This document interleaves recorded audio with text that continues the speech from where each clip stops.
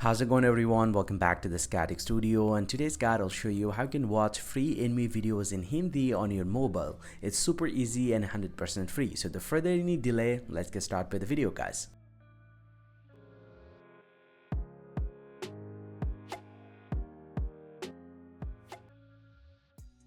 Well, so not to do that, first thing first, you just need to download the Crunchyroll application on your iPhone. So I already installed the application. So if I open this up, this will take you to the application. So first thing first, you just need to create an account. If you don't have an account, I already make a dedicated video about it, how to make a Crunchyroll account. It's completely free and easy. So you can check the video out and create your account first. Now, once you have created your account, you just need to come to this app and go to the browse section. And here you get lots of videos that are completely free. So from here, let's say I'm gonna play one of this video. So I'm gonna picking up this video, for example, and under this one, so if I play this video here,